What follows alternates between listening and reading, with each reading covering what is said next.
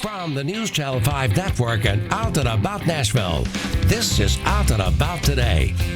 Sponsored by the Tennessee Performing Arts Center. Hello, I'm Chuck Long, and thanks for joining us on another Out and About Today. Busy show tonight. It's that holiday time of year, and we'll be previewing Nashville and Harmony's Hearts Aglow concert. In addition, Brent does a deep dive and explores some of the biggest challenges facing the Latino LGBTQ+ community.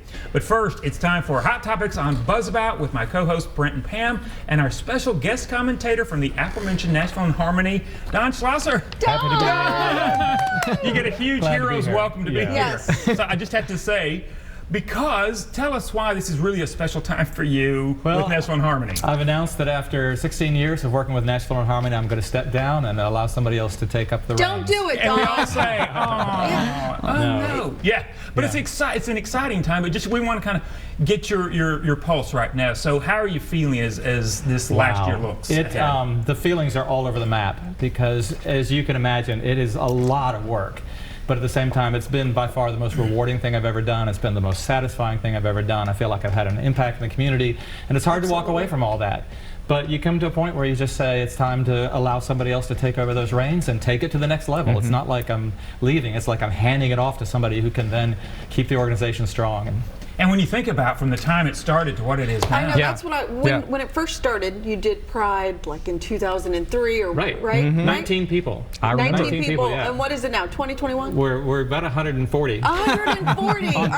Yeah. Can you guys carry a tune? So, I cannot sing at all. I've seen Chuck do the I've seen him perform in the So I've done a couple of Nashville Harmony shows. But the remarkable thing too is not just the way the chorus has grown, but the way the city has changed in the last 16 years. It's not the same place. When you think about Pride back at that time 16 years ago and what we saw this last year with the way the community has grown and come into its own, and I feel like we've been a part of that, and I hope we have been a part of that. And so many highlights. I mean, you guys performed for the mayor's inauguration. You know, I mean, and that's just icing on the cake. The opportunities have been amazing. Yeah, almost overwhelming at times. Very exciting. So we're going to talk more with you because Don's going to be here for the next segment to really talk about Nashville and Harmony's Hearts Aglow, and we'll also talk a little bit more about some of your future plans and kind of look back on 16 years, great years. So right now, though, a little buzz about. This is just a fun. We're in the holiday.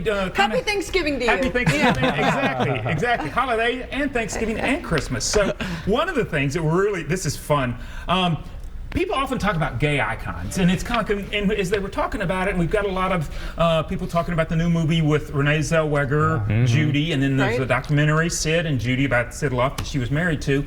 But I started thinking, what really makes a gay icon?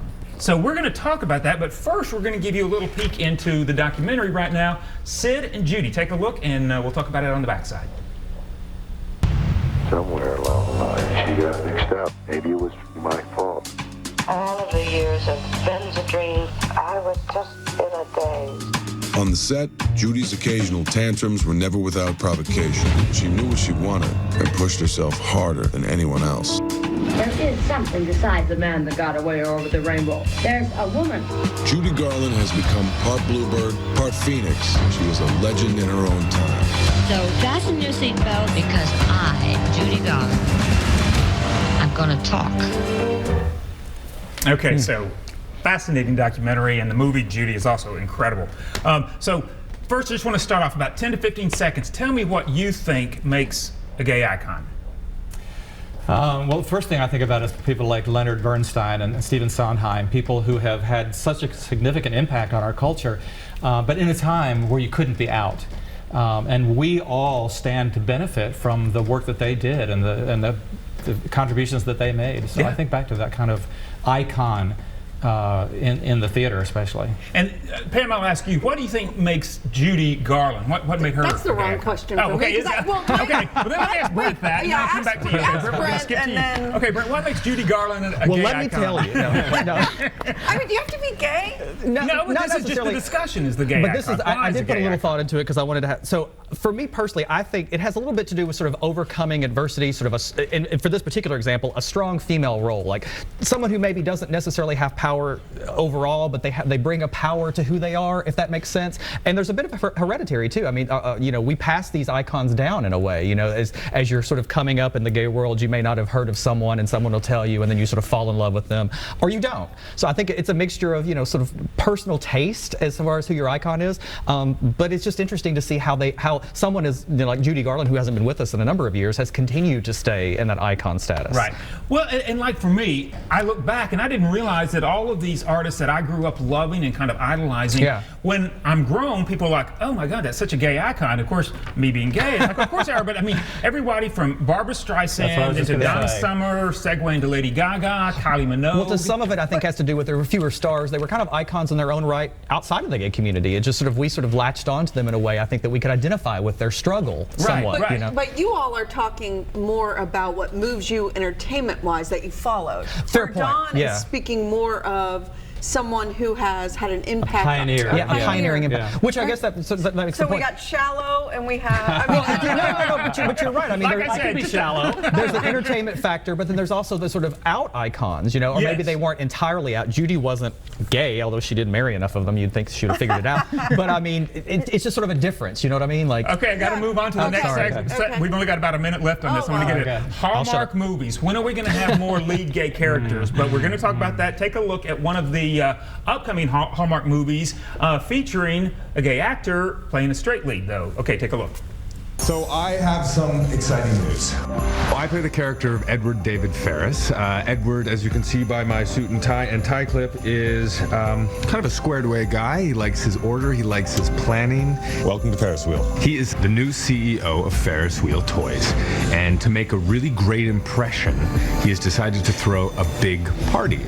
So Ella, beautiful, fun, Christmas-spirited Ella, comes into my life to try to help me throw the best possible Christmas parties. Okay, so that's Luke Macfarlane, who was one of the leads in Brothers and Sisters, but he came out gay in 2008. He's been in about 6-7 Hallmark movies, but he always plays a straight character. People often ask, when is Hallmark or Lifetime or Netflix going to put a gay lead as a gay in the actual story? Any predictions here? Well, I mean, it's about supply. It's about who's watching. Demographics, right? Yep. But if they're going to have a show that's about a Christmas party, the gays should be involved in, right? I mean, they should have some character Planning. that's right, something. No, I'm sorry to interrupt. I did a little looking, and Hallmark's viewership was basically described as sort of in a more rural and conservative suburban area. So of course they're playing to their audience, but it would be nice to kind of quit preaching to that same choir. Absolutely. I mean, they have 30 new movies, maybe one. Right? Maybe one. Sure. Right. Okay. Maybe a good Halloween movie featuring a gay lead. That might There be you it. go. Okay. Yeah, and that's probably where it's going to start, is with something comical. Yes, that's a good point. And not the love interest. Yeah. Fun stuff. Yeah. Okay. That is it for this edition of Buzz About, but stay tuned as we are going to hold Don over to help us preview Nashville and Harmony's upcoming holiday extravaganza, Hearts Aglow. You're watching Out and About today.